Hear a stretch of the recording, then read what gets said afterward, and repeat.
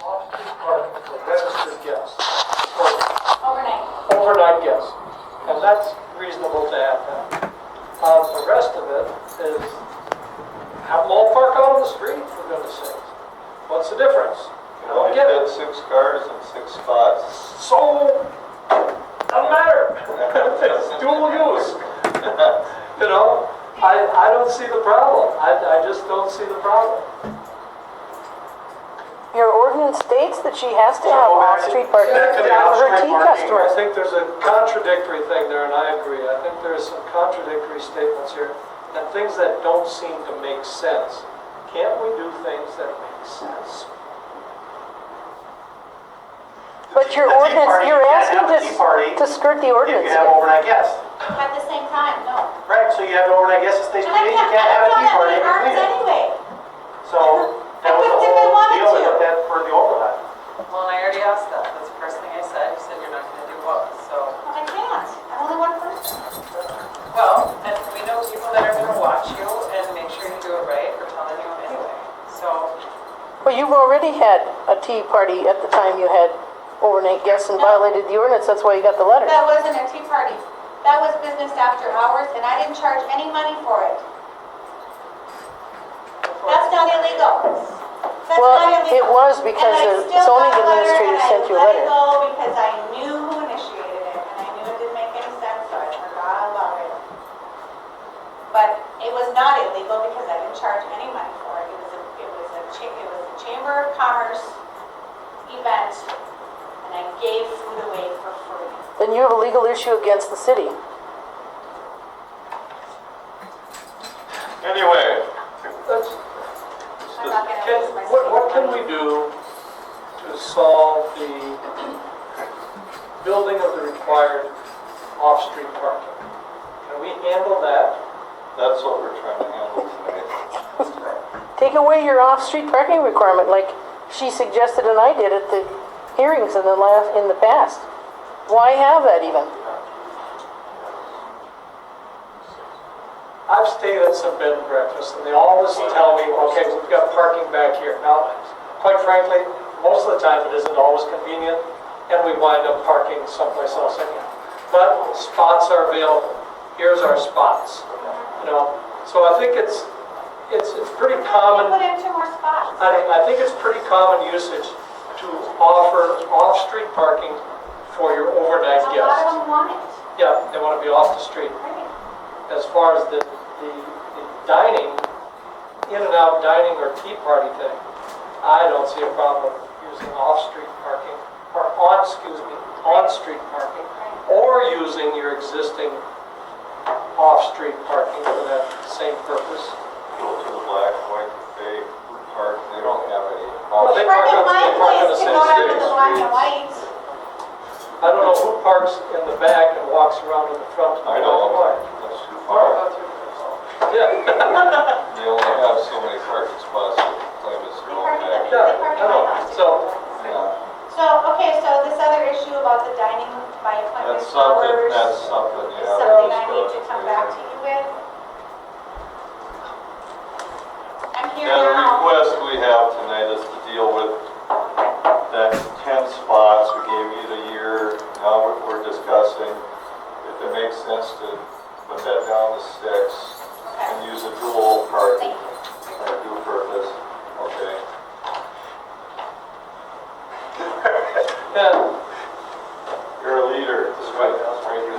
Okay, here's how I saw this potentially going, if everybody's okay with it. There would continue to be a requirement that there be 1 space for every rental, plus 2 spaces for the corners of the property. Which would include your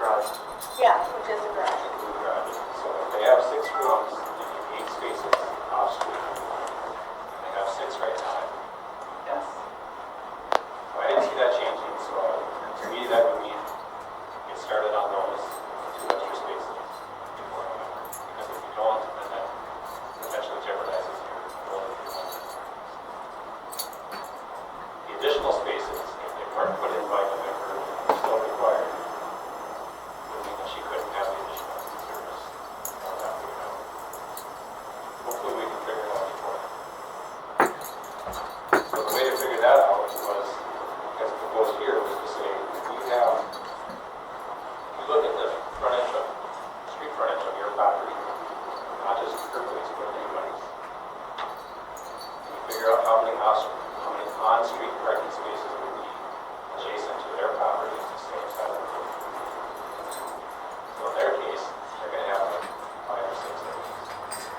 On Third Street and more on Second Avenue. You're on a corner, so then you've got 2 sides. But if somebody had a 50-foot wide lot, they're gonna maybe have 2 spaces available on the street. So, whatever it is. So, that was a way to sort of protect the neighborhood somewhere. I mean, if you want, if the dining guests want to park 2 blocks away on the street, we're not gonna stop them. They can do that. But it was a way to kind of say, okay, if you're gonna potentially create this amount of traffic, we want at least the potential to be there to make it park in front of your place. So if they can do that, then the dining guests that are only gonna be there for a few hours, park on street, there's no requirement that they provide those on-street spaces for that purpose. If there are no overnight guests staying there, and those people want, those dining guests want to park off-street in their spaces, go for it, but they don't have to.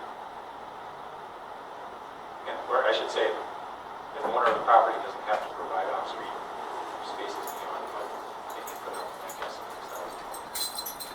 On-street is just for the secondary use, correct? It's only for secondary use. So if we did this ordinance as I drafted it, we would eliminate the sentence that says you have to provide off-street parking for all your dining guests when you have a bed and breakfast that also has additional food service. You do not have to provide off-street parking.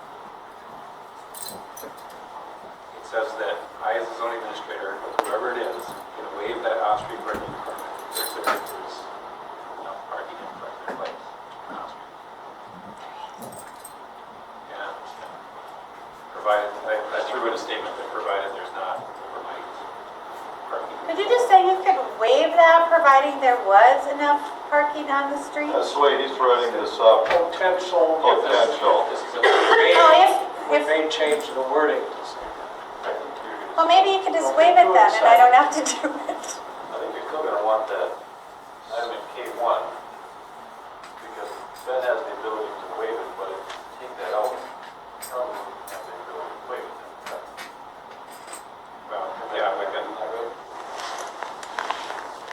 want to, Oh, just to me, it kind of confuses things. to say secondary one use. place here, requirement, that's what it's used to be.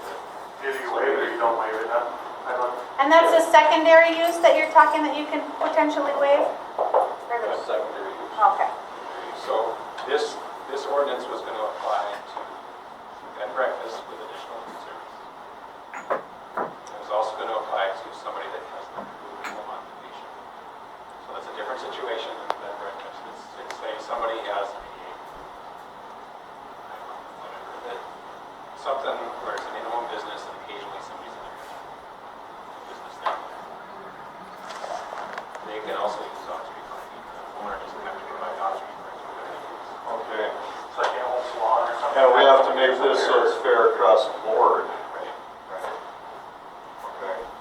So those are the only 2 circumstances where this would apply, is those home occupations and for bed and breakfast that have additional food service. For bed and breakfast that don't have additional food service, it's not going to change anything for them. They still have to provide on-street parking for their guests and their property. So if the city ends up passing that, so say we schedule a public hearing next month, we recommend adopting it, propose the council to adopt it, then the Waller House would only have to provide 8 spaces, on-street parking spaces, they have 6 now, so they would need 2.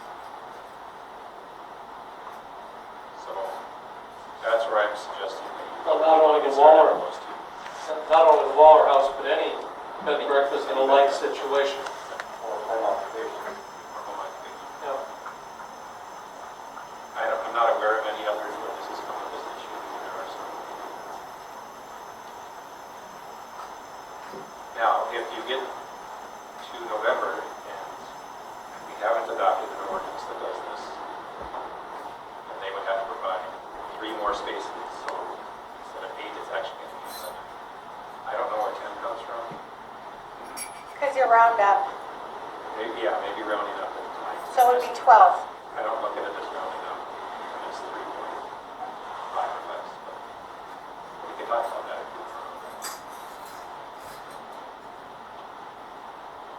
So, And if they, if we got to November and you hadn't adopted this, and they had to provide those extra 3 spaces, and they hadn't done it by November, then technically they would not be able to operate additional service, but they could continue to operate that. Unless we were to waive it again. Because really she's the one that asked for us to be here. Yeah, you could do that. Yeah, I wish we would have started this sooner, that's my fault. It just was not. It's not like we haven't been dealing with other issues. There's always just, so, I'm not gonna use that as an excuse, I should have had it. Yeah, that's, Okay, I like the sounds of all of that. I think that's what Ray was trying to get at earlier. I think Jeremy was talking the same thing. It took us all a while to get on the same page here. Anyone have anything else to add? I would just maybe add, Okay, worst case scenario, if it gets to November and they're still required to provide them, ground's gonna be frozen, they just plow out. I know that sounds like it's a bigger deal than it sounds. not that much harder, no. They told me that was wrong. wait. Okay, Worst case scenario. that's the plan at the moment. Schedule a public hearing first. Schedule it, write it up that way. We'll hear the discussions from there. We'll present it to the council, and then the council has to give the approval anyway. It is gonna be pushing you pretty late there, but it's like Ben was saying, worst came to worst, plow out some of your lawn, just keep it clean so somebody can park there. You have your 3 additional ones. Okay? Okay, let's call this about it. That item 3, I don't think we're really gonna get into. Put that on the next one. Let's,